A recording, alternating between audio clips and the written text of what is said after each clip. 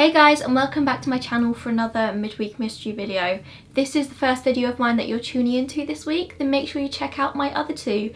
This is the third in a series of Mystery Week. That made no sense. I'm filming a video every day this week, Monday to Friday, so if this is the first one that you're tuning into, go check out the others. But tonight I've got a very interesting one for you. It's the disappearance of Jodi Huisentruit. If you lived around the Iowa area in the early 1990s, then Jodi Huisentruit is probably a name that you know quite well. If not for her disappearance, then for the fact that she was a newscaster. She would appear on KIMT TV every single morning. Jodi disappeared into thin air on June 27th, 1995. Jodi was born in Long Prairie, Minnesota on June 5th, 1968, meaning that when she disappeared, she was just 27 years old. She was a beautiful young girl with a sparkling personality, bright blonde hair, and a face that you would love to see every morning when you turn on your TV. She was the youngest of three girls and the most athletic of the bunch. Her father taught her to play golf from a young age. Throughout high school, she was in the high school golfing team and she would win tournament after tournament. And this is a passion of hers that continued up until her disappearance. Alongside her athletic abilities growing up, she also loved to be the centre of attention. She was a performer, she loved to be on stage, and she just had that really outgoing, bubbly personality that everybody would pay attention to. So it only seemed natural that after university, she would go into broadcasting. She actually attended St. Cloud State University in Minnesota, where she studied speech communications and mass communications. After university, she actually didn't go straight into broadcasting. She spent a few years with Northwest Airlines as an air hostess before making that natural progression. She worked at all different stations across Minnesota and Iowa before eventually settling at KIM TV in Mason County, Iowa. She was really well liked as a newscaster. She had a very home country Minnesotan accent, which they actually tried to make her change, but it turned out it was one of the things that viewers loved most about watching her. When Jodi disappeared, she'd recently celebrated her 27th birthday, and when her friends spoke to the police after her disappearance, they said that she seemed pretty much fine as usual. She was a bit worn down, she was working very early mornings with her job, and she was trying to keep up a good social life on top of that, and so naturally she was just a bit worn down, but it wasn't anything crazy out of the blue. Because of Jodi's crazy working hours, starting at 3 AM most mornings and working until midday 1 PM, of course she had absolutely no time for a romantic life. Let's talk about the day before Jodi went missing, which is important in tracking her movements.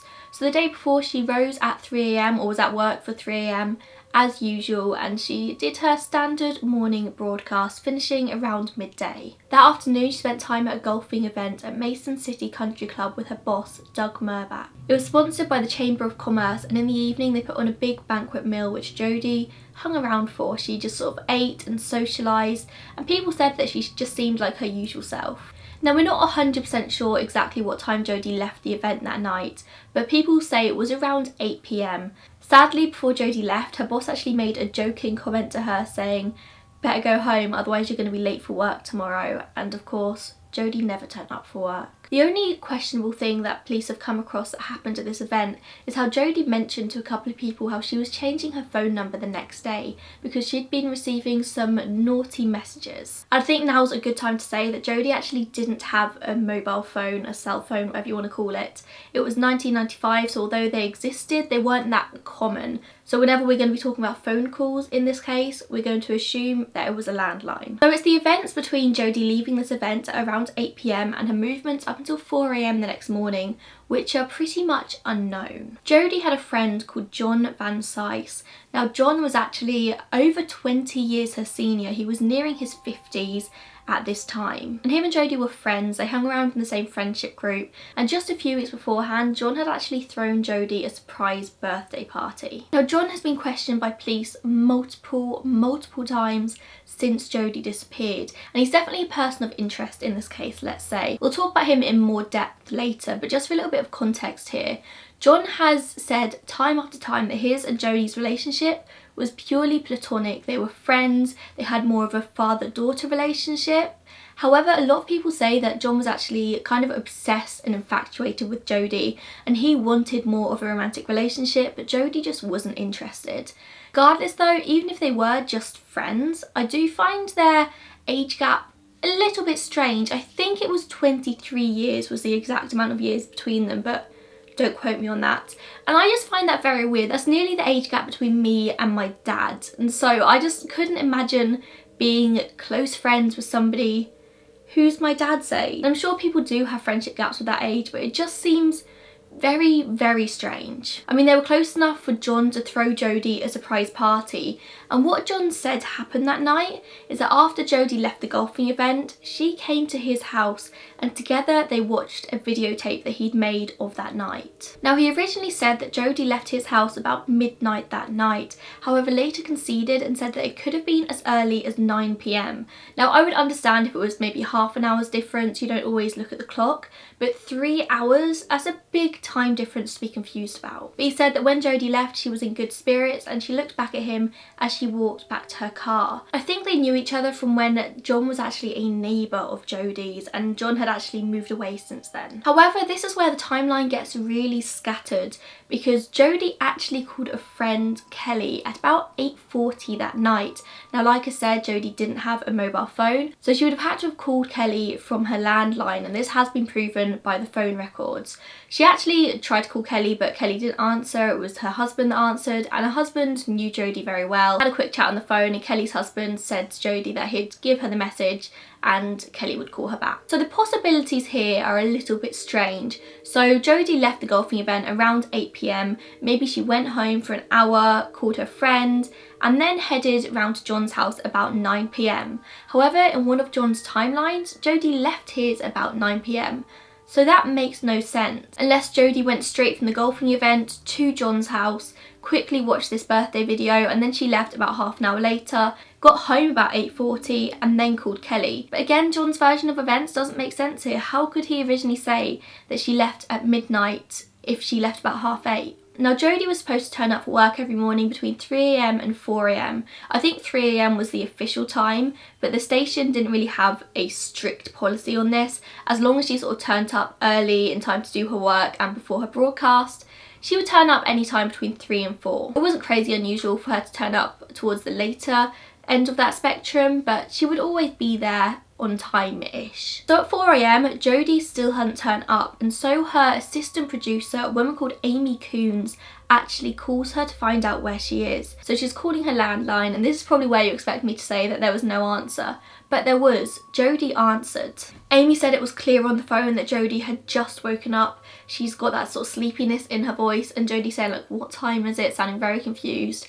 And when Amy tells her this 4 a.m, Jodi apologises profusely and she's like, I'll be there as soon as I can. And we all know that feeling when you wake up and you're suddenly late for something and you're like, oh my god, I need to get up, and you, like, all that adrenaline rushes through your body and you just jump out of bed. You can assume that Jodi really quickly jumped out of bed, got dressed, packed her bag and then rushed down to her car. However, it hit 5 a.m. and Jodi still wasn't there, and then 6 a.m. when her broadcast was supposed to start, and she still wasn't there. And so Amy has to cover her on live TV. 7 a.m. after the broadcast, Jodi still hasn't shown up, and they're all very concerned about her because this just isn't like her. So they call the police to go around to do a welfare check. The police arrive at Jodi's apartment complex about 7:15. As soon as the police arrive, they can tell that something bad has happened. They don't even have to go up to Jodi's apartment to be able to tell this. The contents of Jodi's bag are strewn around her car, a red Mazda Miata. So there's things like makeup, a can of hairspray, earrings, a hairdryer, and red high heels. And they sound like very random objects, but these are actually things that Jodi would take to work with her every single day. She was a newscaster and they were the things that she needed on her. Her car key was also there, and there are conflicting reports as to how the car key was found. Some people say that it was actually in her door and it had been snapped in half. Other sources say that it was lying on the floor with the rest of her stuff, but it had actually been bent. Regardless whether it was snapped or it was bent in two, that would require a lot of force. Police had absolutely no doubt in their mind that Jodi had been attacked. Later in the investigation, they found a partial handprint on the car, which may or may not be from the attacker. They've never been able to find a match, and also a single hair. As well as this, there were drag marks in the nearby dirt. There were only two things in the apartment which were out of place. One of them was that Jodi's toilet seat in her bathroom was actually up. Now, there are only two reasons why people can think of why the toilet seat would be up. Number one would be that there was a male in the apartment, but Jodi was a female who lived alone. And number two is that Jodi had cleaned her toilet. Now, if we believe John's version of events where Jodi wouldn't have got home till like past midnight that night, why would she have come home and cleaned her toilet? I haven't actually seen mentioned anywhere else on the internet, so I might just be complete rubbish. Is that maybe Jodi was actually sick? Maybe she ran to the toilet, put up the toilet seat and was sick into the toilet that morning. Obviously it's just speculation, there's nothing to actually back that up, but it's another reason I could think of as to why the seat would be up. The other strange thing they found in the apartment was beer bottles in the bin, empty beer bottles, which probably doesn't strike you as strange, but everyone said that it wasn't the type of beer that Jodi usually drank. I mean, this could be easily explained by the fact that maybe Jodi just bought a different type of beer, but people seem to find this a little bit strange. I don't know if they actually ever found DNA on these beer bottles that linked up to either Jodi or somebody else. I'm going to assume that they didn't. A lot of people do really tend to focus on this beer bottle fact, but I'm not entirely sure how strange it is. Police immediately started to go around to Jodi's neighbours and interview them, asking them if they'd seen or heard anything suspicious in the night. 3 separate people said that around 4:30 AM they'd heard a woman scream, and now not a single one of them got up and looked out of their window. This is a really strange phenomenon which I've been doing a lot of research about recently, in that people hear somebody in distress and they just don't do anything about it. There's actually a case I might cover soon which focuses on this particular phenomenon, but not a single one of these neighbours got up and looked out into the car park to see what this scream was. Maybe they were tired, it was 4:30 AM, they just assumed it was something not worth looking at. But if a scream can wake you up at 4:30 AM, that's something. Within hours, Mason City Police had launched a full-scale search, and 2 days later, the FBI joined. More than 400 people were interviewed, thousands of missing persons posters were put up, and they managed to piece together little bits of information. A man came forward saying that about 4:30 AM he was driving past Jodi's apartment complex, where he saw a white van with its headlights on in the car park, and he actually noted this because he thought it was a police speeding van and he had been speeding and he panicked, so he slowed down and got quite a good look at this van. He said that it was white or light coloured. By the end of June, a $10,000 reward was offered for any information that led to Jodi, but still, obviously, to this day, nothing's been found. Now, it's worth bearing in mind here that we have no solid evidence in this case. The only fact that we know is that at 4 AM, Amy called Jodi, Jodi rushed out to her car, and then she was taken. That is it. That's all we know. And we're not even going to discuss the theory in this one of a runaway, because it's pretty obvious straight out that this isn't a runaway case. Somebody took Jodi, and the police and the FBI all agree on that. So let's rewind a little bit and talk about something that happened to Jodi in October 1994. So Jodi was out either roller skating or jogging. There's conflicting evidence, but I suppose it doesn't really matter. Jodi was out doing exercise. While she's out, she has an unidentified man in a black car following her, and very obviously following her. They were keeping a distance, but every time Jodi would speed up, the car would speed up. If she slowed down, the car would slow down. And she just got a very eerie, uneasy feeling from this. This experience unnerved her so much that of course she called the police, as anybody would do, but she also requested that she has a police escort to work for the next few days. Now, I'm not sure how long the police escorted her to work, but it was something that Jodi and Amy had actually discussed about, like leaving for work early in the morning, you're a woman on your own, out at 3 AM. And Jodi was obviously very bothered by this weird experience. She just had this feeling that somebody was following her. And this wasn't the first time. Jodi had mentioned to friends a lot of times before she disappeared that she thought she was being stalked and she had somebody following her. But whilst we're on the topic of being stalked whilst out jogging, we're going to talk about the experience of another woman. And this woman's sort of testimony is quite important here. So this woman, who I'm pretty sure has remained nameless, came forward to say that on the morning that Jodi disappeared, she was actually out jogging as she jogged past Jodi's apartment complex. Now, this woman went out on an early morning jog every single morning, and she had quite a few strange experiences happen to her. But that morning, the woman's jogging past Jodi's apartment, and as she does so, she nearly gets run down by a white van. Apparently this van comes speeding out of the complex and down the road, and this woman has to actually jump out of the way to avoid getting hit. This woman said that another morning as well, she was out jogging and had a similar experience to Jodi. She had a car driving next to her. If she'd speed up, the car would speed up. If she'd slow down, it would slow down. and eventually the car sort of seemed to get bored and drive away. However, then it did a U-turn in the middle of the street and drove straight at her, and this woman runs away zigzagging and manages to lose the car, whether it got bored or they realised that it wasn't the person they were looking for. I would really like to have a physical description of this woman, the jogger, to see if she had any similarities to Jodi. And even if she's not similar to Jodi in any way, it shows that there was a lot of sort of dodginess happening in the area with a lot of strange men.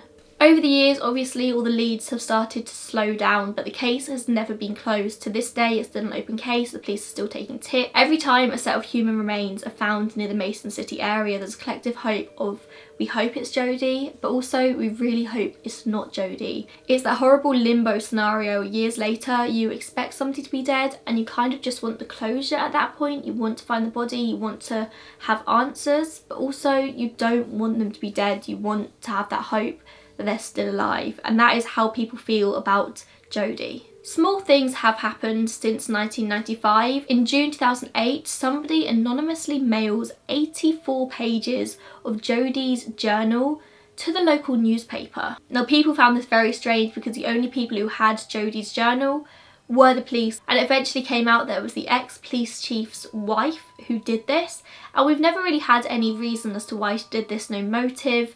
She sent it anonymously. It was all very, very strange. I don't actually know if the papers published the pages, now I'm saying that. I really actually don't know, so if you know that, please comment it down below. But it's just very strange. Maybe this woman wanted attention, but she did it anonymously, so it's very odd. In March 2017, something big happened in this case, and bear in mind this was 22 years almost later. The Mason City Police request a search warrant naming John Vansice. What they want to do is seize GPS data from 2 of John's cars. And now these cars were a 1999 Honda Civic and a 2015 GMC 1500. Both of these were made after Jodi's disappearance, so it's very strange that the police need the GPS data from these specific cars. And for them to request this search warrant and actually get permission for it, they must have something pretty damning, which I'm assuming they haven't announced to the public. Now, there's only one main reason I could think why the police could find this GPS data interesting, and perhaps they're thinking that John visits the site where Jodi is buried on a regular basis. Maybe on the anniversary of her death, they might think that he drives there and drives back. He seemed like a very emotional kind of person, and maybe that's what they're relying on here. Now, when the search warrant first came out, it was actually sealed for 1 year. Now, that would have been up in March of this year, 2018. However, they extended the sealing period, so now it's extended for an extra 6 months until October of this year, and they can't announce the results of it until then. The fact that they extended the sealing period either means 2 things. It means they found nothing and they need longer to look at the data, or they found something and they're still analysing it, which isn't really much help for our speculations here. And of course, this leads us on to theory number 1, that is John Vansice. Now, when I first looked into this case, I immediately assumed that John Vansice was guilty, and there must be such a massive reason why everyone assumes that he is the one that did it, because he is, I mean, there's never been a suspect in this case, but he is the number 1 person of interest. He's actually moved away from Iowa since. He's moved to Arizona. But he has very much been the centre of this investigation. But he has been interviewed and questioned by police so many times, and they've never been able to arrest him on anything. And actually looking at all the evidence, everything that I've read through on the internet, they don't have anything against him. They have nothing. All they have is this dodgy timeline, which doesn't quite make sense. But other than that, there's no DNA evidence. They haven't been able to place him at any crime scenes. He's just a bit of a creepy person. That's all they've really got. I mean, I mentioned earlier how strange and odd the age difference between the 2 of them was, but that doesn't mean that he murdered her. But if he is telling the truth, then he would be the last person to have ever seen her alive, which in any case makes that person an automatic suspect. I mean, a big theory here that a lot of people speculate is that maybe Jodi didn't go around John's at all, and actually John went round her house, which would explain the beers and would explain why the toilet seat was up. But why would he lie about it? Maybe he made some moves on her that night and she rejected him, and he was angry and possessive and waited outside her apartment the next morning to attack her. There is an interesting story about a friend of Jodi's called Billy. Now, Billy was actually found dead in his apartment and it was put down as a suicide, but Billy really wasn't this type of person. However, rumour has it that John was actually really jealous of how close Billy and Jodi were, and a lot of people say that John actually killed Billy. Again, there is no evidence to suggest this, it's pure speculation on the internet. There's no denying that John is a very creepy character in this story, and the police obviously think he's a very good suspect as well, considering how often they pull him in for questioning and this search warrant. I'm going to be very interested to see the results of the search warrant when the information is released. But you can't arrest somebody because they're a little bit creepy. You need some solid evidence there, and it is very evident that there isn't anything against John here. Another very good person of interest in this case is a man called Tony Jackson. Now, at the time that Jodi disappeared, Tony would have been 19 years old, and in 1998 or 99, he was actually convicted of being a serial rapist. He raped 3 women and was sentenced to life in prison. And he had a history not only of rape but of just violence in general towards women. He's in prison in Minnesota. He was convicted in Minnesota, but he raped women as well in Iowa, and he actually only lived about 2 blocks away from Jodi. Now, like I said, he would have been 19 at the time, but do you remember that jogger I mentioned earlier who nearly got knocked down by a car on the morning that Jodi disappeared? Now, this jogger had another story to tell. She said that one morning she was jogging again past Jodi's apartment complex, and she sees this weird interaction. There's a tall, lanky white man speaking to a younger black man on a bike. Now, she said that this younger black man was like early teens, but I suppose you can never really judge somebody's age, so he could have been as old as 19, that's how old Tony Jackson was. But she said that she saw the two talking, and as the woman approached, they just shut up. And then the white man says something to the boy, and the boy just starts to cycle next to her. Again, every time the woman would speed up, the boy on the bike would also speed up. And he didn't say anything at all, he just cycled next to her. She said it was absolutely terrifying. Eventually he got bored and just cycled away. But she says she had no doubt that the man told the boy to do this. She reckons they were having some sort of like drug deal, and maybe they were just making sure that she was scared and wouldn't say anything. A lot of people speculate that this black boy was Tony Jackson. There's nothing to actually suggest that. I don't know if the woman's been made to look at pictures to confirm if this was the boy or not. I mean, regardless, even if this wasn't Tony, and to be honest, I personally doubt that it was, it is a sign of dodgy going-ons in the area. So all we've really got here is Tony Jackson, a man who was violent towards women and would rape them, who lived a couple of blocks away from Jodi at the time that she disappeared. Now, Tony had convictions for rape. He didn't have any convictions for abductions or murder, so it's a loose link here, but I think it's worth mentioning. A lot of people say that it was somebody at Jodi's TV station, KIMT TV, who harmed Jodi. Now, I don't think this has much in it, to be honest. The police interviewed everyone who worked at the station. I'm sure they really looked into them.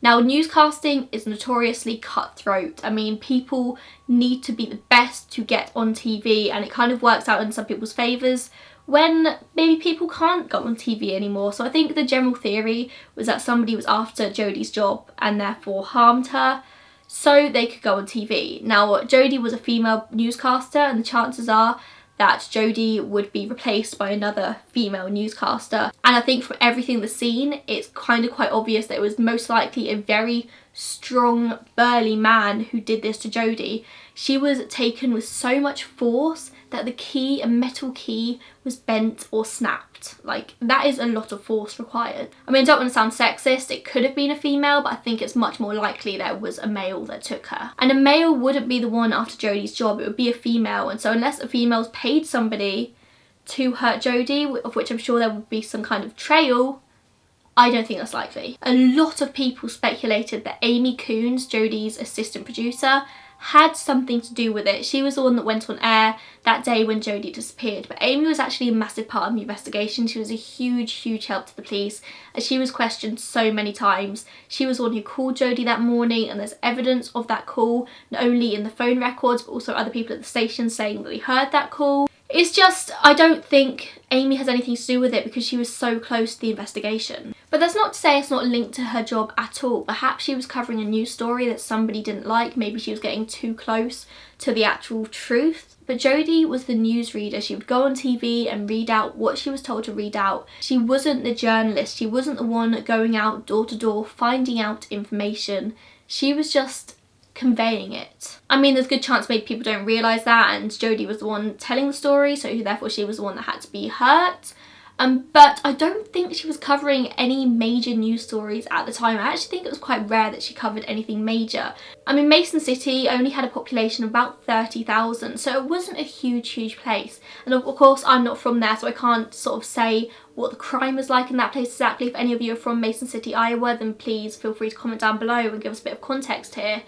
But I can't imagine there was anything so huge that Jodi deserved to die. Now, my favourite theory here, and the most likely scenario, is that Jodi had a stalker. Now, I read a really interesting article on Psychology Today about this, and it says 1 in 8 American women in their lifetime are likely to be stalked. That's pretty standard. However, for a female newsreader, a female on TV every single day, that goes up to 100% chance that they will be stalked at some point in their career.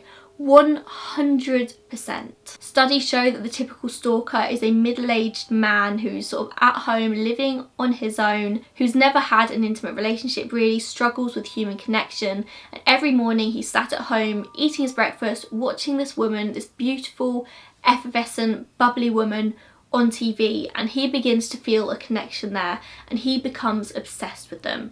He possibly feels like they feel the same way about him and they are meant to be together. I mean, you can see with female newscasters why that is such a common thing. Now, Jodi was very concerned that she was being stalked. She said to multiple friends and family that she thought somebody was following her, and it's very likely. The strangest thing is though that Jodi left for work that morning over an hour and a half later than she usually would do. She'd usually leave just before 3, but at this point she was probably leaving about 4:30, 20 past 4. So whoever was waiting for Jodi outside her apartment was waiting there a long time. My small theory here is that maybe this person waited for her every morning. They just wanted to see her, then they'd go home and turn on the TV and see her on their TV at 6 AM.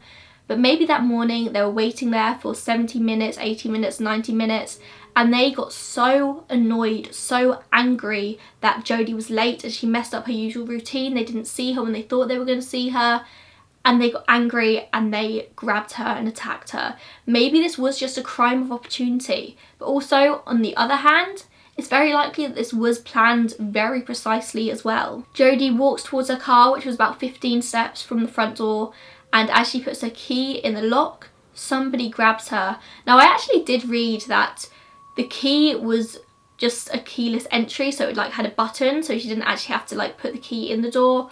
Maybe it was broken, maybe it didn't work, maybe just she was so tired that she just went to unlock her car as she'd usually done. The car was quite new, she'd only had it a few months.